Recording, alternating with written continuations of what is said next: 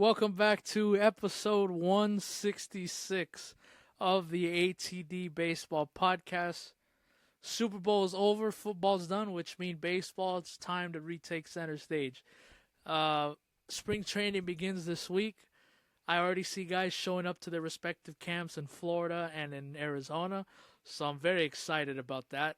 We have things that we want to discuss about, and I want to put this out in the universe right now. We are 1 week away from previewing divisions.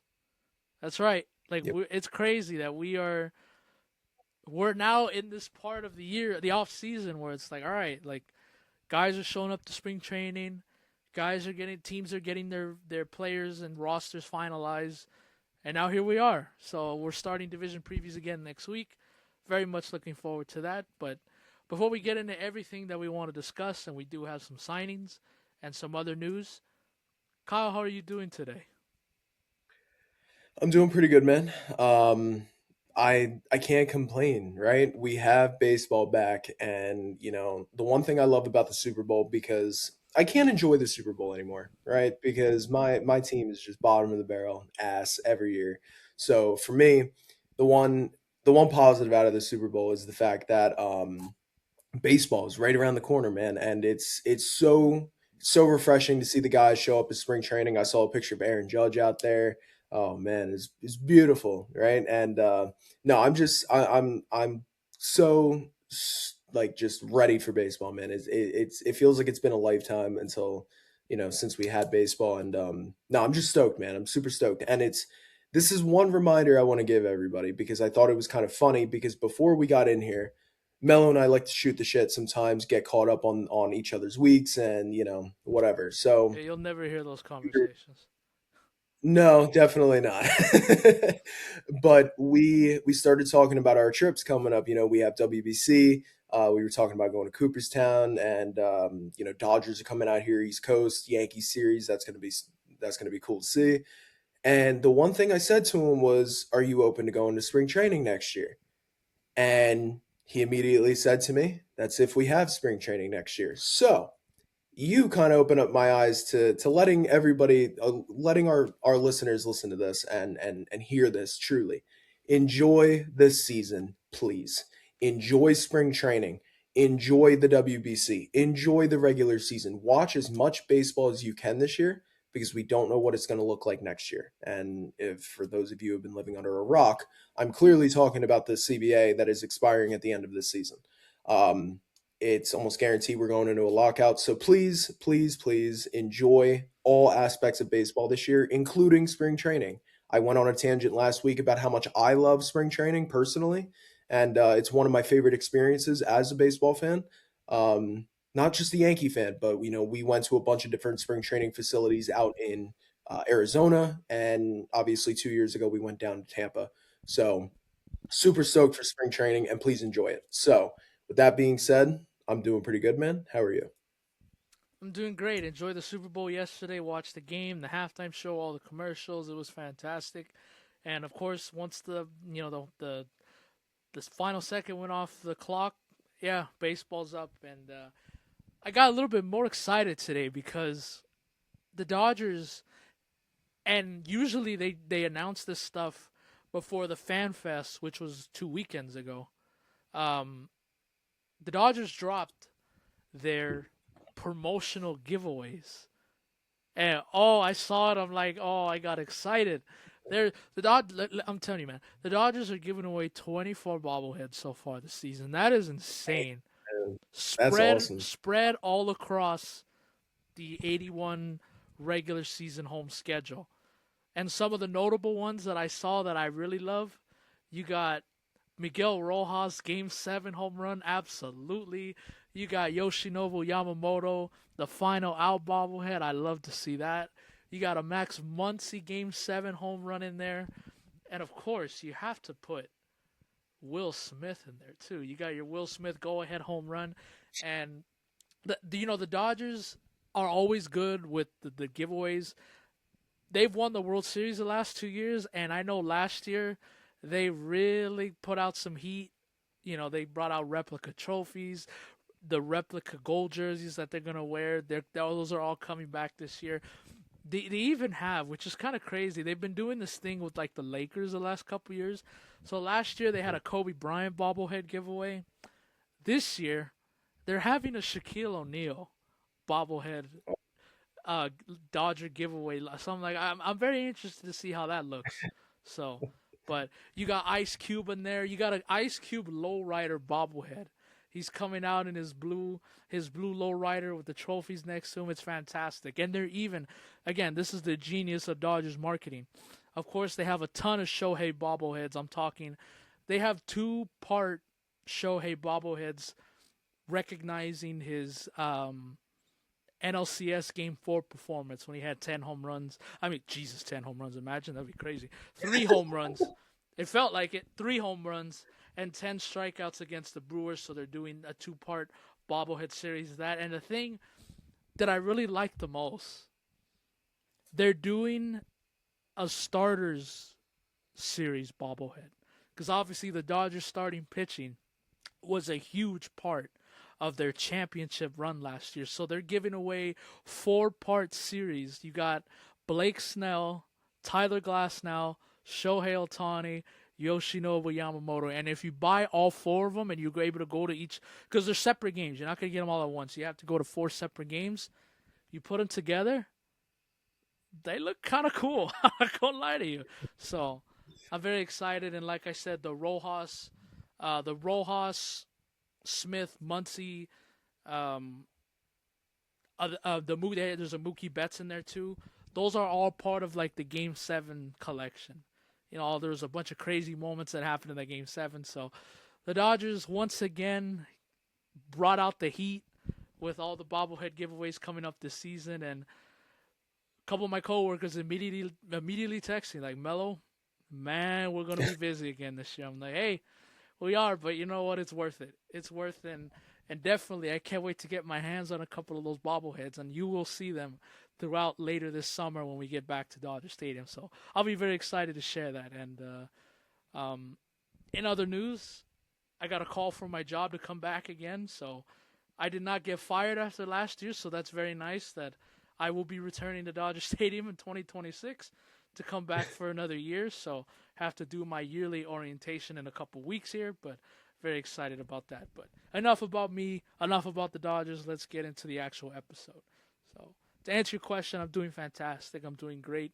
Baseball's here, and the Dodgers really played with my heart this morning in a good way because they dropped all the promotional items. So kind of got me excited. And a lot of people, like, you know, now it's like, oh, cool. Like, now I'm going to go to this game. You know, I want to go to this game. So, and of course, Dude, the two things that I'm really looking forward to the most. Opening day, baby. Let's drop the banner. Let's raise the flag again, damn it. And then Friday, give me those rings. I want to see those beautiful rings again for the 2025 edition of the Dodgers. And the thing that is going to get me so hyped again, I get to see one of the most iconic jerseys in sports decked out in beautiful gold, baby. Oh, it's going to be fantastic to see the Dodgers in their gold uniforms once again. But so it got me a little excited this morning. absolutely, and as it should, man. And it's so funny, you know. Just a real quick point. I need to make a, you know, because obviously the Yankees also drop their promotional schedules and things like that. Like, it's funny when you don't live near your team, right? So for me, I live about, say, a good 3.5 hours away from the stadium. So for me, I've only ever gotten one bobblehead from Yankee Stadium, and it's, let me see if I can, yeah, right there. It was the Jedi Judge bobblehead, and I didn't even know they were giving it out until I was at the game. So Mm, I feel like, you know, I feel like for me, I just have to, like, you know, I have to make a point to get these bobbleheads. I love seeing them. I do. You're always sending me pictures of you know, when you get your bobbleheads and things, and I'm like, damn, that'd be cool. You know, so I'm gonna have to make a mental note to try to get up to the stadium for some more of those some bobbleheads. So, but no, that's cool, man. absolutely. All right, let's get into the topic at hand here. We got Framber Valdez, IKF Marcell Ozuna, which I got up at like the wee hours of the morning to post that Yeah, this man.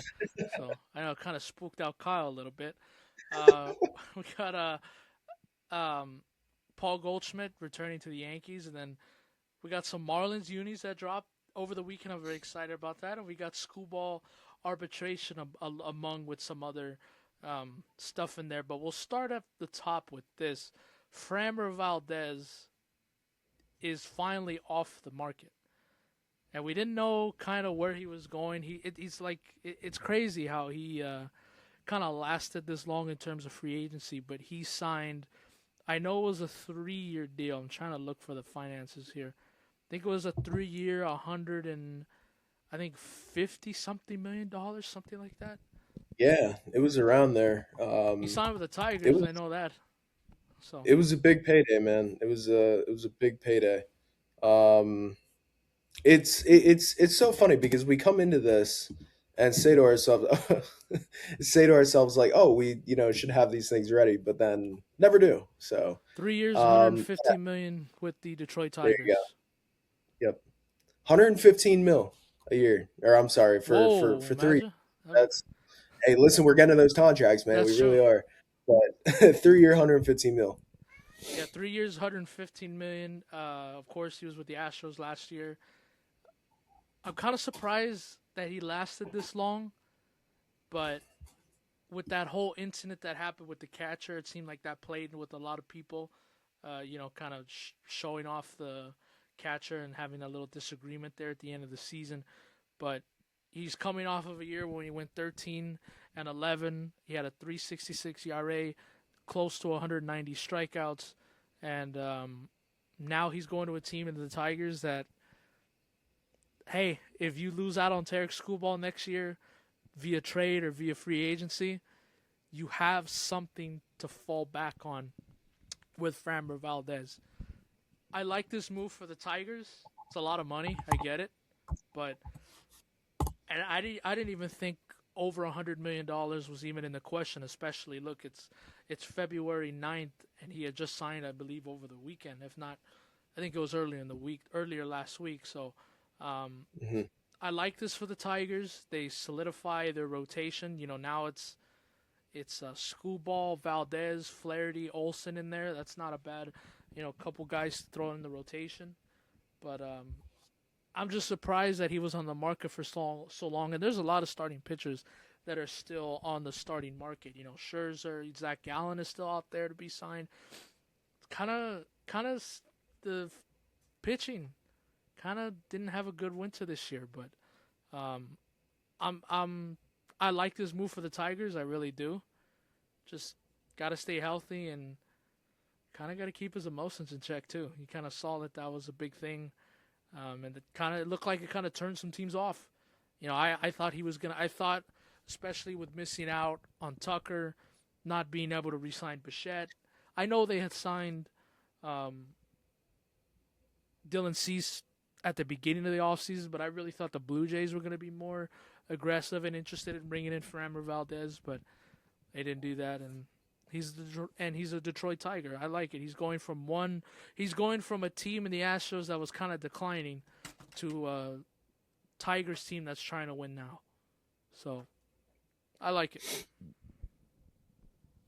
Good move. Yeah. I mean, you kind of hit it right on the head. I mean, Detroit is getting a borderline ace, man. I mean, he can very well be an ace on any team. He has that kind of stuff, but you kind of mentioned it perfectly. I mean, his emotions he needs to keep in check, and maybe that did turn off some other teams and why he lasted as long as he did on the open market. However, there's one glaring thing. Like, listen, I can sit here all day and talk about how good Framber Valdez is and pull up stats, but everybody knows what he's bringing to Detroit. Um, Fuck you stuff in the in the strike zone. That's exactly what it is. He strikes out a lot. He's a formidable pitcher. He has a lot of velocity. He's just an overall good pitcher. But there's one glaring hole or glaring problem to this contract to me. And we're going to talk about it later, but that's Tarik Skubal, right? Tarik Skubal won his arbitration case. And again, I'm not going to get into it because we have it as a topic later. You pay Framber Valdez $38 million and some change, by the way, a year for 3 years. And you file arbitration with Tarik Skubal at 19 million. What it okay? This is the problem with a lot of these teams. They try to really stretch out these guys' team control, arbitration years, and obviously like we saw it, and the league has been doing a okay job at trying to put a stop to it. But the whole service time manipulation, we saw that a few years ago with the minor leagues sending up, sending down to make sure you don't go over that threshold for service time and losing years and stuff like that. What is this? Like, I just first off, there's no reason why Terry Scubal's name should be on the trade market, and second, like you're willing to pay Framber Valdez, who again, he's a really good pitcher. I could talk all day about his stats, but you're willing to pay him 38 million, but arguably the best starting pitcher in all of baseball, you don't want to give more than 19 million a year. Like this just doesn't make sense. So to me, it's a good move by Detroit, but I also want to know like, was it trying to do the service time manipulation and trying to get as squeeze as much as you can out of Tarik Skubal before you got to pay him? I don't know, but that's the one glaring thing to me when I saw this deal go down. Like, yeah, it's a great move. It's Framber Valdez. He's going to make any staff better, but you're you're going through this arbitration case with Tarik Skubal, who you should have already locked up, in my opinion. But hey, Framber Valdez going to Detroit, it's a good move, man. I mean, he brings a lot to that pitching staff, which to me, after Tarik Skubal, it looked a little wishy washy. But now that you have Framber backing up Tarik Skubal in this rotation, God, dude, it is so good. It's a good rotation. It's a solid rotation. I love this rotation. Bring a few more pieces to that bullpen, and make sure your guys 1 through 9 stay healthy and play to your max potential. And Detroit could very well be a team that's coming out of the American League, but there's a lot of factors that go into that for that to happen. So overall, great move and really good move by Detroit. Really happy to see it. Absolutely. I mean, we can, if you want, we can bang out Detroit right now. If you want to. Let's do it. There's Super Bowl. Tarik Skubal arbitration. He won his arbitration case the other day. Of course, the Tigers were coming in at a certain number. I believe Tarik Skubal got. 19, Go for it. Sorry. that they were. That's my bad. It's 19 million. Detroit came in at, and Terry Skubal came in at 32 million.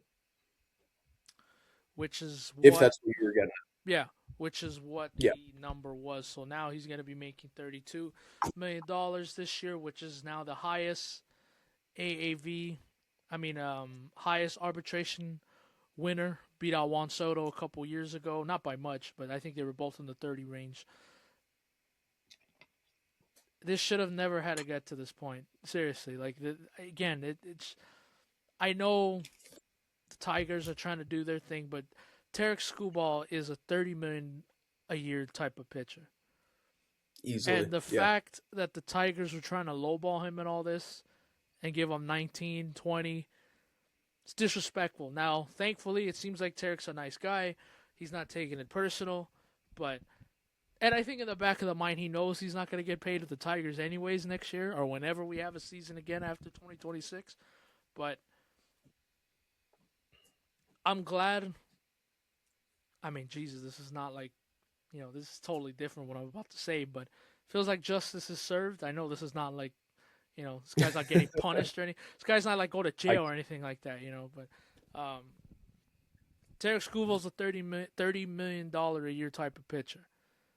And I'm glad that now it's going to be able to reflect it. And don't get me wrong, like 19 is a lot of money too. Believe me, I take that in a heartbeat. But Yeah. Tarik Skubal is going to be worth that, and we'll see how much he gets in the open market next year because that's going to be a big number. $400 million. That's what it looks like. He's going to be the first pitcher to crack $400 million, and he's worth it. He's totally worth it, and I hope it's with my team. You Dodger fans, man. I Yeah. can't. Yeah, I spoiled can't get Dodger over fan it. over here. I get it, man. I do. Um, yeah, no. This makes total sense that they sided with Terry Skubal. I mean, listen, there was a report that came out that he pulled Tim Lincecum, and he brought his two Cy Young Scott awards Boras with apparently him. wanted to do that. Hey, listen, man, and whatever you got to do to get your guys paid, and I understand it for Tarik Skubal, right? He's a guy who's won two Cy Young awards. He is borderline the best pitcher in baseball, depending on who you ask. Um, he And is just. Go ahead. Go ahead. and just want to throw this in real quick, and then I'll let you go. He's Mhm. also not only is he two-time Cy Young Award winner, the best pitcher in the world right now. I mean, yeah, I think Yamamoto, but you get the idea. How about this? The best American pitcher right now. No, Okay. he's one of the best pitchers in the sport right now, without question. He is risking his future to pitch in the WBC this year. Hmm. Because I'm sure, the Tigers, I'm sure Scott Boras probably doesn't want him to pitch in this tournament because obviously the risk of injury. But he is willing to sacrifice his career for a 2-week tournament to represent his country. So that's also added with this too. Absolutely. I can't say enough about Terry Skubal. This is what should have happened, in my opinion. He is worth $32 million a year. He's worth more in some cases. Um, I would love to pay Terry Skubal $32 million a year and have him on my team. I think anybody would. But I think it's so disrespectful. The low ball offer that Terry Skubal has been with Detroit since coming up. He has been nails. Dude, in his last 3 years, he's pitched to a sub 3 ERA, and in 2022, he pitched to a 3.52 ERA. This guy has won back to back Cy Young Awards. He's finished in MVP voting top 10 in back to back years. He finished fifth last year, seventh the year before. I mean, there's not much else to say about this guy. He's just nails, man. He embodies what it means to be an MLB pitcher. And I'm super stoked that he's on Team USA. I can't wait to root him on because, in the regular season, I'm a Yankee fan first. So for me, when I got to go against Tarik Skubal, yeah, it kind of sucks. But I get to root for this guy, and this is just added motivation for me to like root for him. He's such a likable guy. He's just overall, he embodies what it means to be one of the greats in today's sport. And I'm super happy for him, man. He deserves it. He's on a Detroit team that is just it's slowly getting their rebuild there, and he's been at the top of the rotation the last couple of years. And yeah, he deserves to have his hard work paid off, and that's what it comes down to, man. So I'm very glad he won his arbitration case. He deserves it. He really does, and it would have been a slap in the face, would have been a huge slap in the face if he lost his arbitration case and then Framber Valdez signs for $38 million a year to me. So overall, at least there's a little bit of you know, canceling that out. But good for Tarik Skubal, man. And yes, you are 100% right. He is going to be that contract he's going to get, man, is going to be ridiculous. Ridiculous because you got to remember too, he's 29 years old, Yep. right? He's at a good age. He is. But I'm interested to see. He would be a guy that I'd be willing to give a long term contract to, even though those last few years might be a little shitty, in my opinion. But it's going to be interesting to see what he gets. He is going to get a gigantic payday. It's going to be a payday that is well deserved because I don't see him slowing down anytime soon, man. He's going to be a huge addition to any team that does pick him up and he signs with. And I'm going to be honest with you, man, with all this shit going on, I don't think it's going to be Detroit. I really don't. As much as I want him to stay with Detroit, because that's one of the things that you and I have an issue with is these small market teams not paying their generational talents. Tarik Skubal is one of them, but I don't see him returning to Detroit on any case, if I'm being honest with you. So it's going to be interesting to see where it goes. But to kind of bring it all full circle, I'm extremely happy he won. Good for Tarik Skubal. And go ball out, man. You're going to get a huge payday next year. So good for him. Absolutely. Moving on to the other topics here. IKF Isaiah Connor Falefa. He is now he's staying in the division, but he's going to the Boston Red Sox. Of course, he was with the Blue Jays last year. Signs a 1 year deal, $6 million. Age 31, he's still a very versatile player.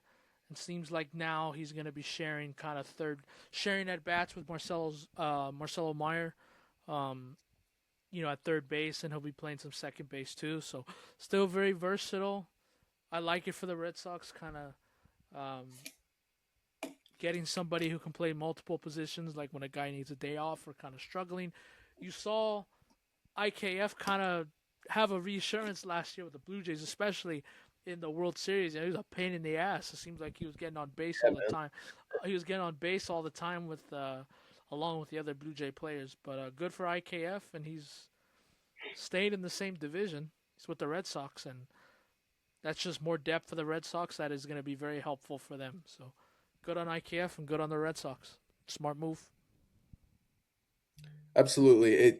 It really does seem like they're trying to go for a mix and match infield. After losing out on Bregman, they're kind of seeing where they can plug and play, right? IKF's a guy who can come off of the bench and kill you with his speed. He's a guy who's a pain in the ass on the base pass. And yeah, and you said it perfectly. Like you saw that he was an inch, not even an inch away from winning the World Series for the Blue Jays last year. Thank God he was. Um, Thank God he didn't get that secondary lead. yeah, man. But yeah, no. Overall, he's a very versatile player. He's never going to wow you with his stats, but he does still play good defense. That is something that I want to make note of.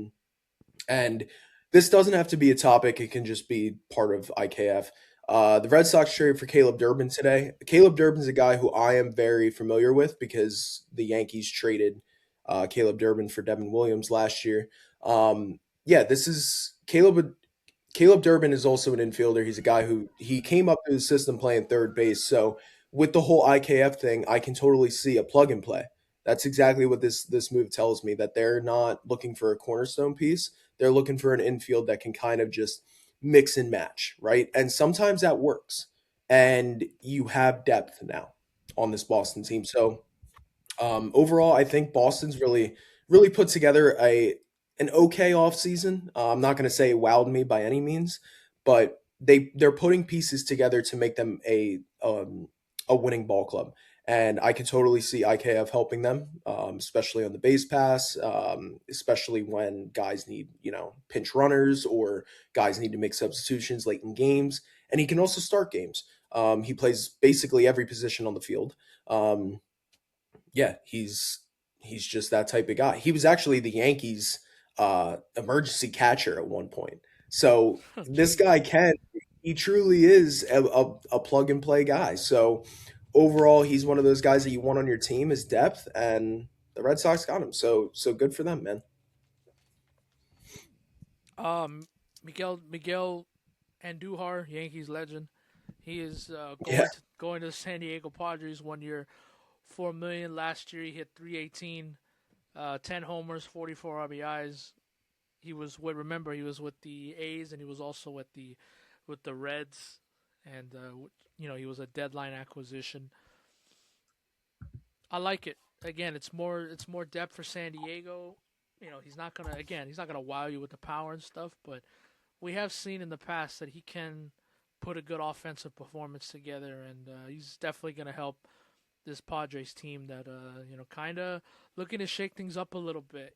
They were very San Diego was very much a feast or famine type of team last year. If they weren't hitting home runs, kind of weren't winning a lot of those games. So Miguel Andujar can help with getting on base and just giving guys like Tatis Machado just some help around the order, and Merrill too. So I like this move for the Padres, and I can see him being a sneaky, pain in the ass type of player against my Dodgers when the Padres and when they meet up during the season. But overall, again, another solid move. It's under the radar.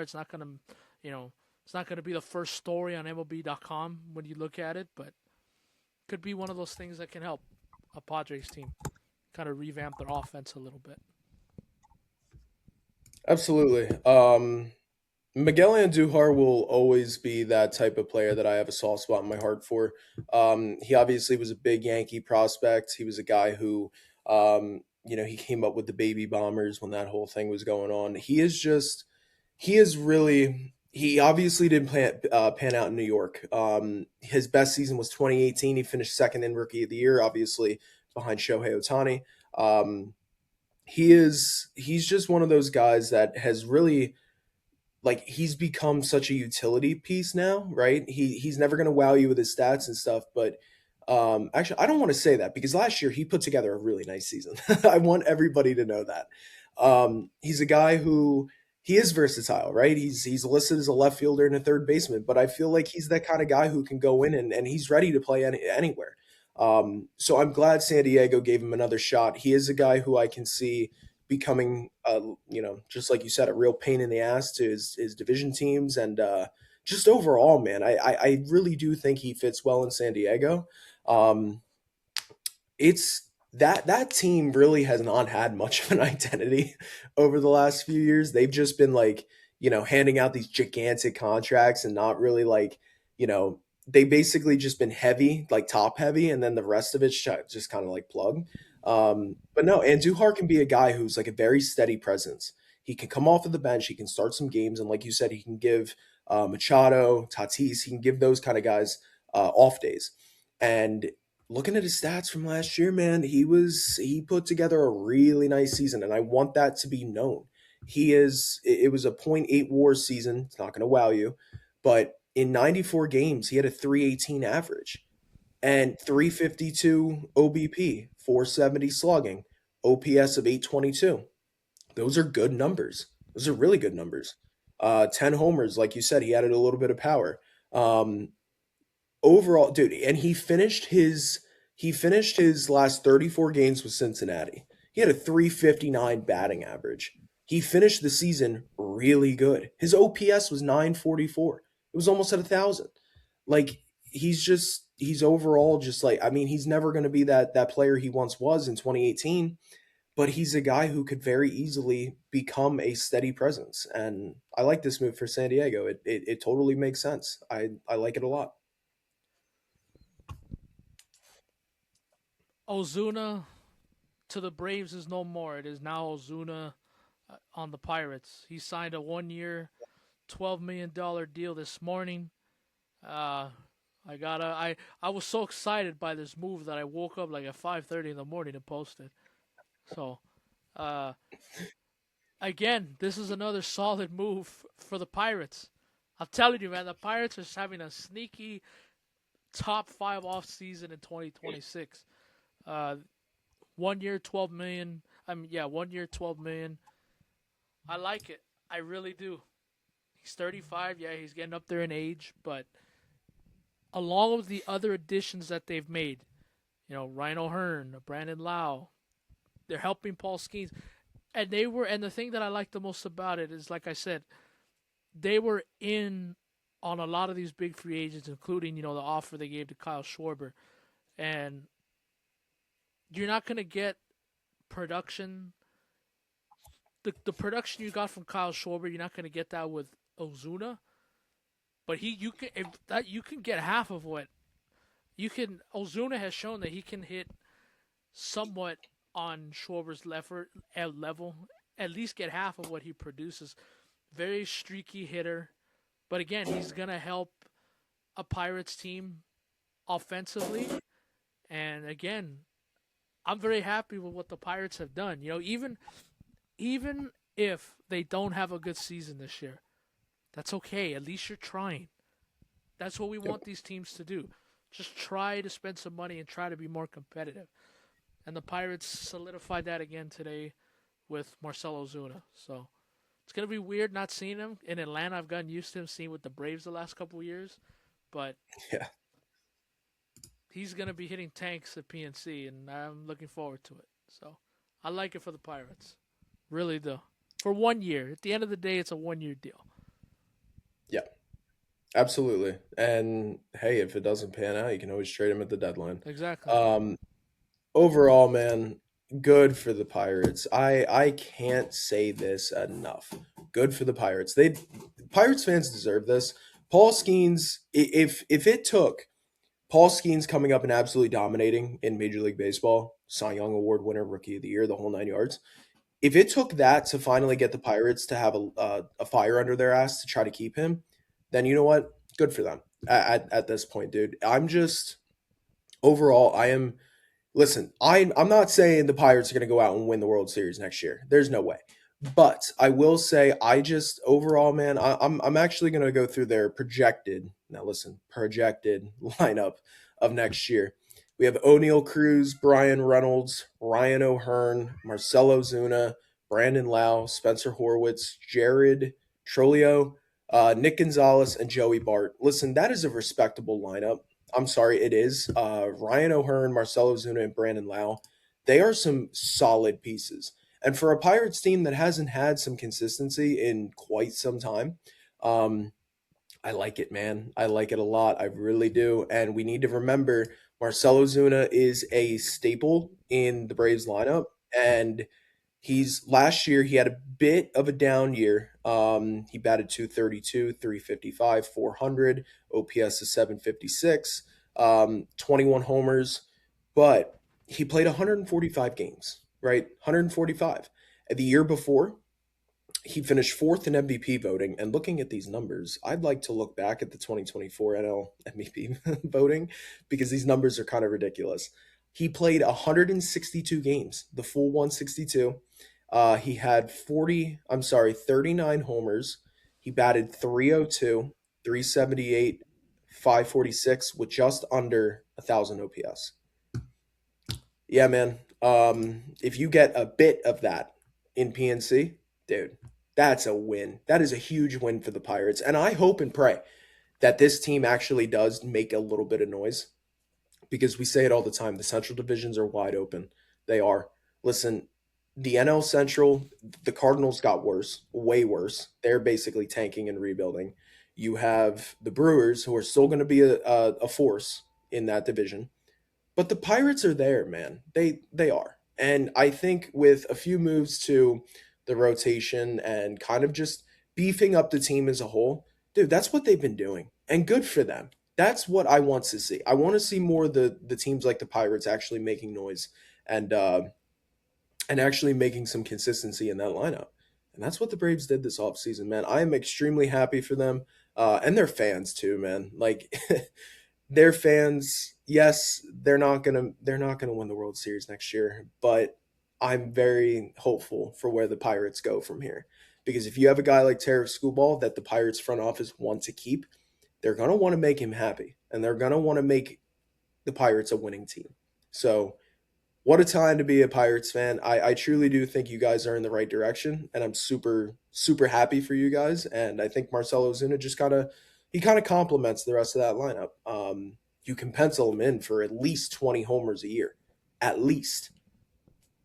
He could pop off for 25, 30. Hey, he hit 40 3 years ago. You never know. But like you said, to your point, he is inconsistent. And if he can kind of cut down on that streakiness, hey, I think I think it's a huge win for the Pirates. It's $12 million.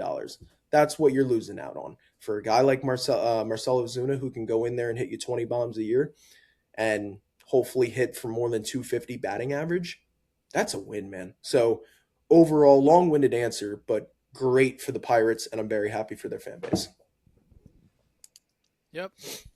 Getting to some Yankee news, and I'll mention it here, and I'll let Kyle completely take over here.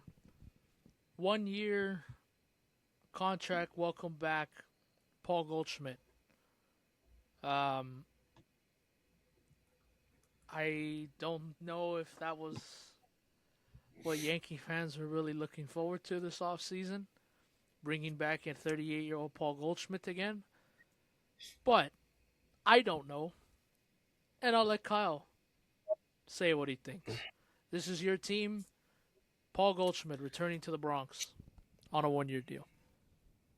Everybody's returning. Why not Goldie? That's true. Listen, I I don't hate the move. It's not what I expected. I did not expect Paul Goldschmidt to be on the Yankees in 2026. There's no way I did because the Yankees came out and made it clear that Ben Rice was going to take over first base. I hope that that's still the continuing idea. regarding first base. But he's a good backup option, I guess. Right? He's a guy. And listen, I said it on a podcast when Cody Bellinger came back to the Yankees. I said it when I said that Paul Goldschmidt's stats against left-handed pitching last year is going to be hard to replicate. And listen, they brought him back. That's kind of what I asked for in a roundabout way. So I'm happy about that.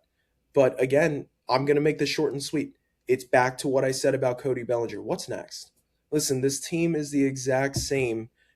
Actually, Talking Yanks posted it the other day when Goldie resigned. There are two players from the 2025 Yankees roster that is not on the team from 2026, and that's Luke Weaver and Devin Williams. They're both over in Queens now. That's not a winning formula. You got bounced in the postseason from the AL champs. They made you look silly. And I look back and it's kind of hard to believe that you beat Boston that easy. I mean, to me personally, it's the what's next. I'm not phased by this team, man. And you kind of touched on during our intro that we're going to touch on division previews and things like that coming up in the next few weeks. When we go to the AL East, man, like I am not high on this Yankees team. I'm not. I'm sorry. There's too many teams in our division that got a little bit better, and the Yankees stayed the same.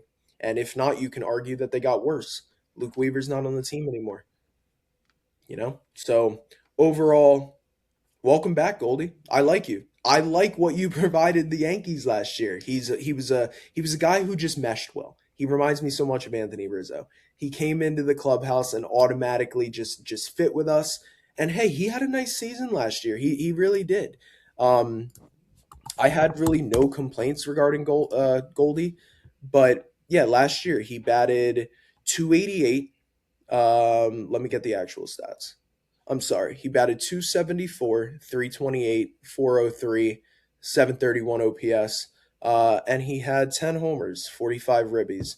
He played in 146 games, right? So overall, like he had a solid season. So I'm not mad that he's back. I just want to see something different. So welcome back, I guess, right? That's kind of my 2 cents on it. Yeah. I don't know what other alternatives he had really. I mean, like you just said a Yeah, second ago, you thought it was going to be Ben Rice playing first. You didn't want Pete Alonso, which that didn't. He yeah, ended up going to a team in your division, anyways. So, yeah, but when you kind of dwindle it all down, I guess Goldschmidt was the clear guy to come back, and that's exactly what happened. yeah, So, yep. we're gonna get into some sad news right here. We got the horrible news Saturday morning about Terrance Gore. He passed away unexpectedly. Apparently, he was just going in for a simple medical procedure. Rest in peace, man. I hate when I hear stories like this. It just reminds you, man, that when things like this happen, it's like baseball players and athletes in general, man, they're humans too. They're humans too. Things like this can happen to anybody, and it sucks that it happened to him. Um, Thoughts and prayers to his family, friends, everything. I saw all the tributes, especially from a lot of those Royals players, because remember he won 2 World Series. My mistake. I completely forgot that Terrance Gore was a 2020 champion with my Dodgers. I completely Yeah. forgot about that. He played. I'm looking at his stuff right here. He played 29 games. Oh, no, wait. Hang on a second. Sorry, that was his age. But he played 2 games with the Dodgers in 2020. I would have never. I completely forgot about that. So, because obviously Yep. I knew that he had I knew he had won 2 World Series. I just was I had forgotten the other one. I'm like, wait, where's the second? Where's the second one from? And then I was like, oh, the Dodgers. I forgot about that. Yeah. So, um, rest in peace. I hate hearing stuff like this, and it was cool though seeing all the tributes. See a lot of the players, former players, and even current players that are still playing had nothing but beautiful and nice things to say about him. Was a great guy, great teammate, and always a speedster on the base pads, man. You would get him on base, and it was pretty automatic that he was going to steal second base. So, once Mhm. again, thoughts with his family and friends. horrible. I hate hearing stuff like this, but rest in peace, man. It sucks. Absolutely sucks. Yeah, man. This is tough. Terrance Gore, I mean, he's just two-time World Series champ. It's funny that you mentioned his speed and stuff because his position listed on Baseball Reference is pinch runner.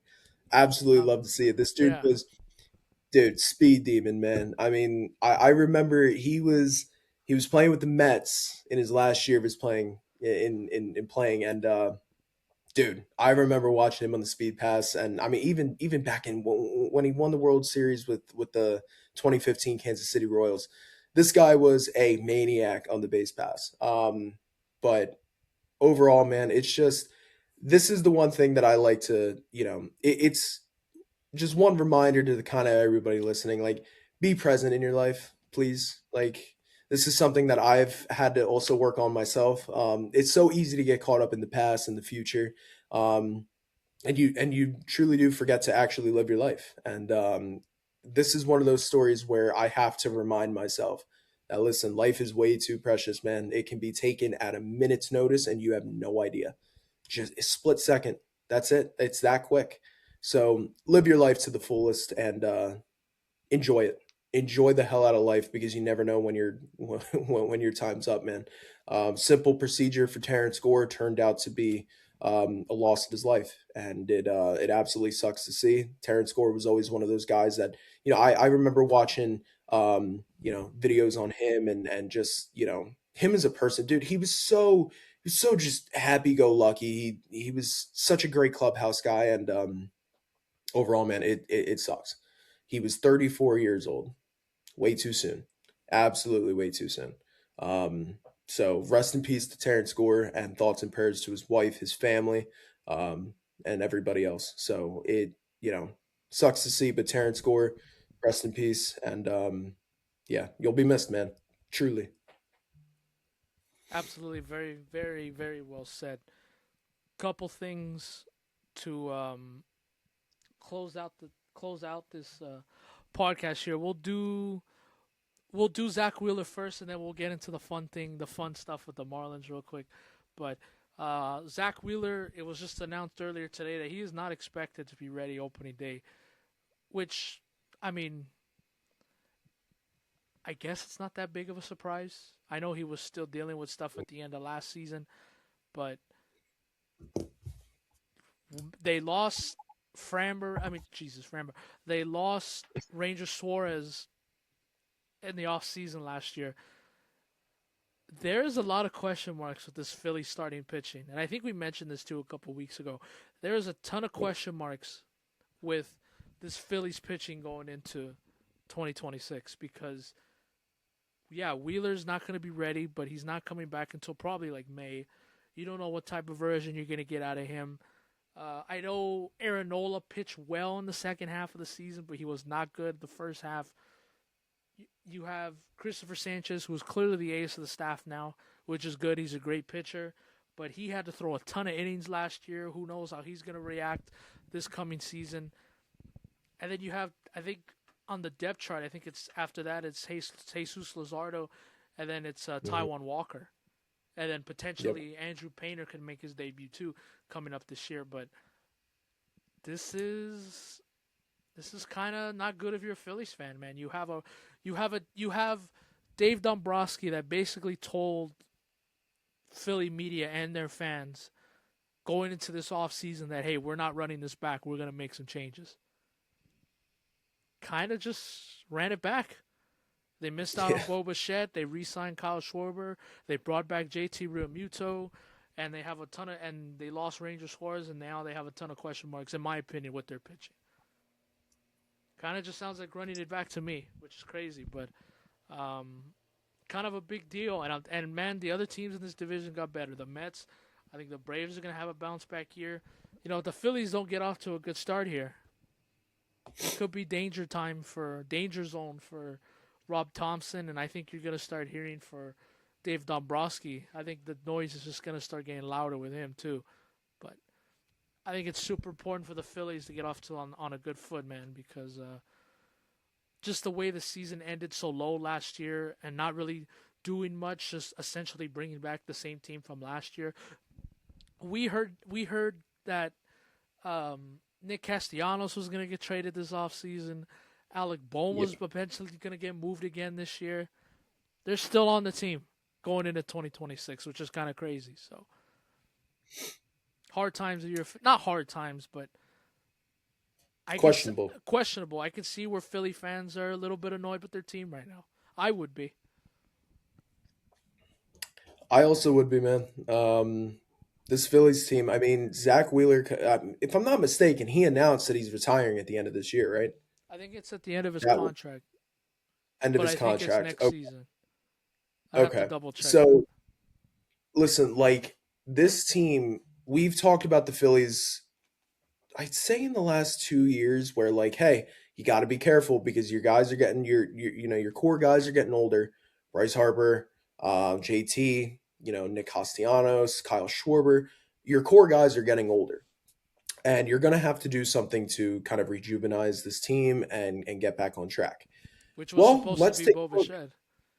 Yeah, let's take a look at what this Phillies team did. They lost out on Ranger Suarez, to Boston, and then you have Zach Wheeler going to be out for the start of the year. He shouldn't be out long, but he's out for the start of the year. You pissed off your best player in Bryce Harper, saying he wasn't elite anymore. That's kind of wild to me.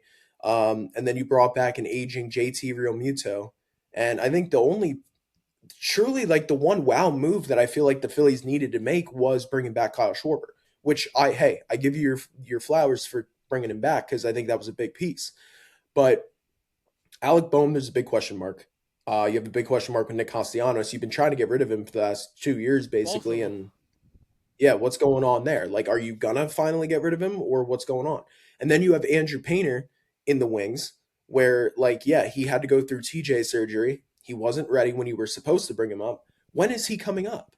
I feel like living so close to, and if you're not, as I mentioned before, I cover the Reading Phillies. I have season long credentials to the Reading Phillies. I am very close with the Phillies organization. And I feel like I've been hearing Andrew Painter's name for so long. It's like at least the last 5 years, I'd say 4 to 5 years. I've been hearing his name coming up. Oh, just wait till this kid comes up, everything else. And I'm like, yeah, dope. I want to see him. But when? Right? And I understand he went through TJ the whole 9 yards. But what's going on here? Like, is he gonna get a shot or not? Or are you gonna bring in Taiwan Walker? Like, I don't know, man. There's a lot of question marks with this team. There really is. And don't get me wrong, they're still a good team. They are. I still think they're in play for the division. I don't know how big my confidence is in that, but I still think they're in play. They deserve to be there in the conversation. But after that, man, I don't know. I really don't. Dude, the only team that kind of regressed in this offseason was the Washington Nationals, in my opinion, in the NL East. Um, the Marlins, yeah, they're always kind of towards the bottom of the barrel, but the Phillies have such a hard time against the Marlins. Listen, I live very close to a lot of Phillies fans. They cannot stand the Marlins because the Marlins are their thorn in their side. You have the Braves who are getting fully healthy. They look good this year. You have the Mets who absolutely went stir crazy this offseason and kind of flipped everything around. It's tough, man. It's tough because technically you are running it back minus Ranger Suarez and Zach Wheeler to start the year. That's not a good offseason. And, we'll see. But it's definitely some question marks for sure. Absolutely. Getting into the one last topic here. How about the Marlins throwing it back to the teal? Oh, I love it. They it was pretty much a formality. Like a couple weeks ago, they kind of like had teased like the logo and stuff that they used to, wear when they were the actual Florida Marlins. Uh, Hmm.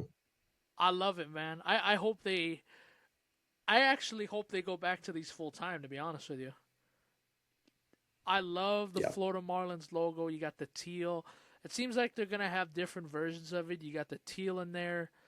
Um, or no, it's just gonna be the teal. But I like it. They're gonna be wearing it on Sundays. You got that teal jersey with the white striped pants, and then you have the Florida logo hat with the F on it and the fish. I love it.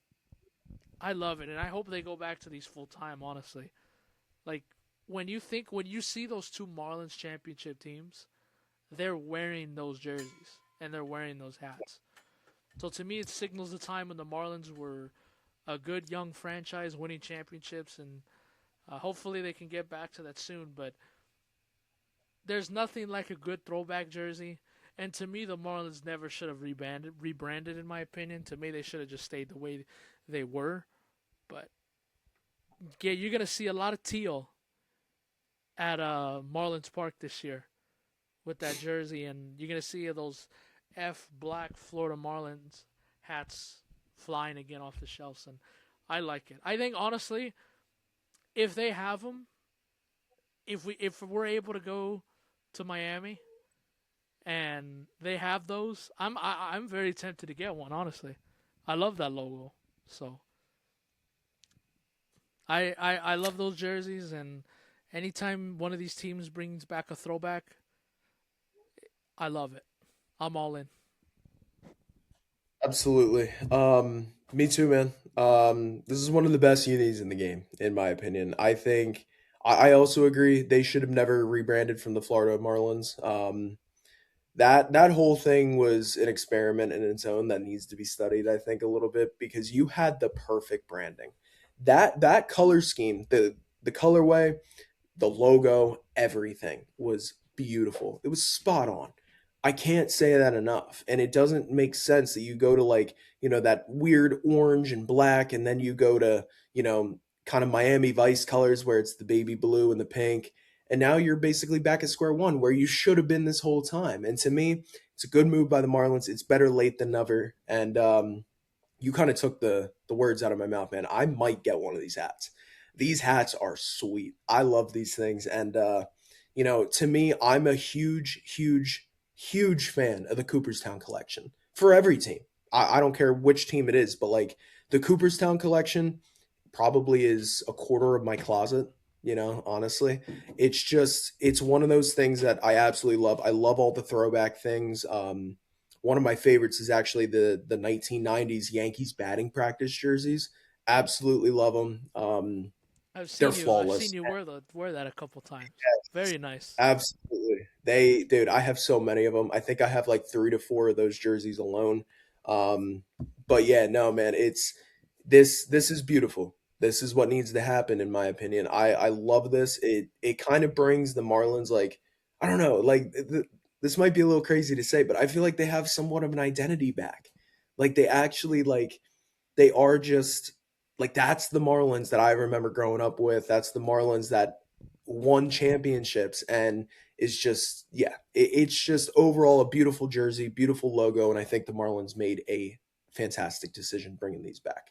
Let's bring them back full time though. I don't want to just see them on 1 day a week, on just Sundays, but no, this is a jersey I want to see in the regular rotation, and honestly, I'd love to see him take over as a whole. But listen, baby steps. I'm glad they're back, man, and I'm super stoked. Absolutely, and yeah, like you hit it right on the head too. Bring these back full time. Go back to the Florida Marlins. I know you play in Yeah, Miami, but I know there's two teams in Florida. You got the Tampa Bay Rays, and you have the Florida Marlins. But my dad still calls them the Florida Marlins. I'm like, no, yeah, Dad, man. they're in Miami. Like, what? When did they change? I'm like, I don't know. It's a long story, but Listen, the New York Giants are called the New York Giants, but they play in New Jersey. What's the matter?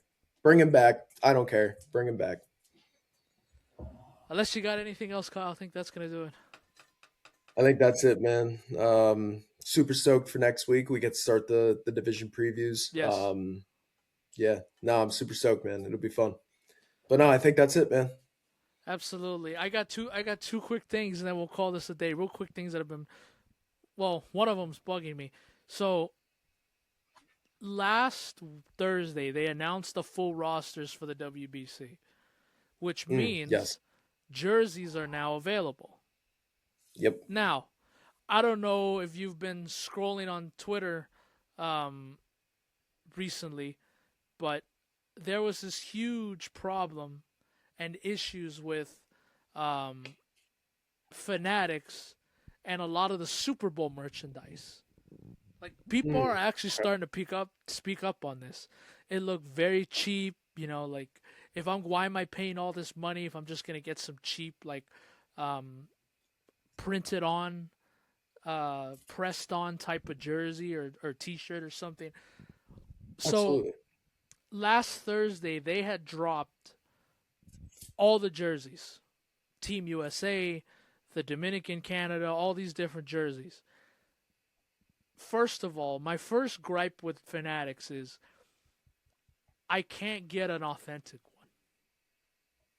one. Mm. So all the ones that they have on the website are replicas. Mm-hmm. And here's the other problem I have with it. Those replicas that you're trying to sell on your website are $200 fucking dollars. Listen. DH gate, my man. DH gate. Yeah, I think so.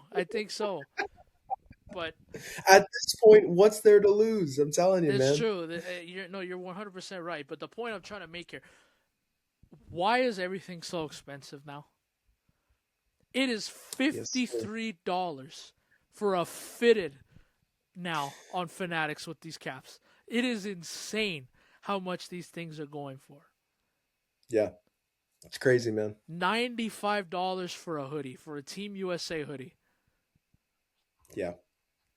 If I wanted to get a jersey, a hoodie, a T-shirt, and a hat, I potentially am paying almost $1,000, which is crazy, insane. At least over 500. That is less than my plane ticket down to Houston. And not to mention, it's less than what we paid for both of our tickets. Yep. To go to 2 games down there. Absolutely. It's wild. It is wild. So, I remember we had this conversation I think it was a couple months ago of, hey, if you're going to buy that Aaron Judge Team USA jersey, hang on a second. I'm going to make sure you get a real authentic one. Absolutely. You want to go DHK, you go for it. So, it's okay. It's Listen, not man, the end of the I already world. went. I know. I already went DH gate. Yep. Already went. Listen, and to you me, sent me the picture, and it looks better, honestly, than what Fanatics is doing. I'm telling you, man, like, yes, if you're a true baseball fan, I like to buy the authentics. I have many authentics upstairs. But to me, if I'm only truly going to wear the WBC jersey, maybe once, twice, couple times, what is the sense of me buying? Like, what's the difference? Truly, buying off of Fanatics where it's poorly printed and it's a replica, or going to DHgate and listen, man, DHgate is at least stitched. It is stitched. That's what I'm saying. Like, listen, if you got to pick between the two, listen, I'm always gonna say to go authentic. But if it's in a case like this, what are you losing out on, man? Truly. So that's why we went. That's why we went DHK for the Aaron Judge WBC jersey this year, because yeah, man, it's just getting it's getting insane, man, insane. A replica costing that much? You got to be kidding me. That is nuts, absolutely wild. I'll share this real quick because I don't mind. My Luka jersey, which I can share it now because I ended up getting it signed anyways. My Luka Lakers jersey, an authentic one, that cost me $230. But at least Yeah, it's it's a nice authentic one. yeah. I challenge people seriously to learn the difference between the two because I don't think a lot Mhm. of people do. Like Yeah, when I felt a Lakers authentic jersey versus a replica one, I'm like, oh dude, I'll spend the extra $100. I don't care, you know. yeah. But some of these baseball prices are getting insane, man. It's crazy. It is, man. And lastly, I want to Yep. mention this before we get out of here because by the time we come back on Monday, the day will already been passed. It's Valentine's Day coming up, Yes. and Kyle is posting these fantastic cards that you will see Saturday morning. I'm very much looking forward to it, and I just want to share this. I don't know if you did this with your like how you did it in grade school and stuff. But when I was like in elementary school for Valentine's Day, everybody had to bring something. Like you had to bring Yeah. cards for the whole class and stuff. And obviously for Mm. me, big sports fan, big NBA fan, I would always bring like those NBA cards, Valentine's Day cards. Yeah. I would get myself into trouble because the girls in school that I liked, you're getting the Lakers. You're getting the Laker cards. The girls I didn't like, I was giving you Clippers or Celtics. And I remember the girls would get mad at me, like, "Why'd you give me Celtics or Clippers? You don't like me?" I'm like, "No, I don't actually." So, but I would get myself into trouble because I That's would give the girls I like the Lakers, but the thing that I loved the most, I would get it back in return. I'm like, "Hey, mm. give me that Lakers, Yeah, baby, give me that." So, just wanted to share that, and I hope everybody have a good Valentine's Day with your significant other. absolutely. All right, well, that's gonna do it. We'll see you next week. Adios.